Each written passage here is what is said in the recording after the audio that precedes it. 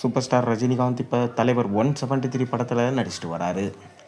மேலும் இந்த படம் ஆகஸ்ட் மாதம் வெளியிட பிளான் பண்ணியிருக்காங்களாம். தொடர்ந்து நெல்சன் இந்த படத்துடைய ஷூட்டிங்கை விறுவிறுப்பாக எடுத்துகிட்டு வராரு. நெல்சன் இந்த படத்தை முடித்த கையோட தலைவர் 174 படத்திற்காக ரெடியாக போகிறாரு. மேலும் இதற்காக கிட்டத்தட்ட 60 நாட்கள் கால் ஷீட் கொடுத்துருக்காராம். ரஜினியும் கமல்ஹாசனும் இணைந்து நடிக்க போகிற படம் தான் தலைவர் 174. மேலும் இனி வரும் காலங்களில் தலைவர் 174 அப்டேட் இருக்கும் நம்ம எதிர்பார்க்கலாம். அதைத் தொடர்ந்து இப்போ தலைவர் 173 படத்துடைய ஒரு அஃபிஷியல் அப்டேட் கிடச்சிருக்கு. அதாவது கூலி படத்துடைய வெற்றியை தொடர்ந்து சூப்பர் ஸ்டார் ரஜினிகாந்தோட நடிப்பில் இப்போ ஜெயிலர் 2 படம் உருவாகி கொண்டிருக்கு.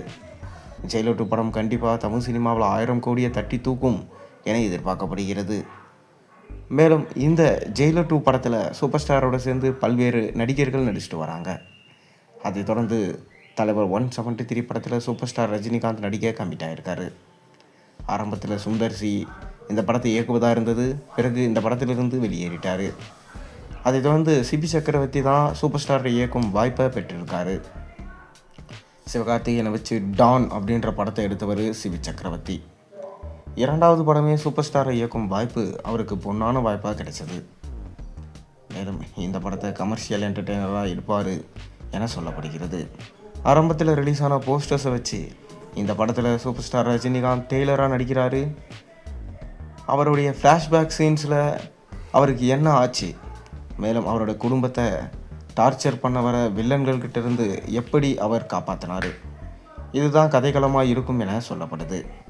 ஆனால் தற்போது கிடைச்சிருக்க தகவல் என்னென்னா, லியோ ஸ்டைலில் தலைவர் 173 படம் உருவாகுதான். ஆரம்பத்தில் பாஷா ஸ்டைல்னு சொன்னாங்க. இப்போ லியோ ஸ்டைலில் இந்த படம் உருவாக்க போதான்.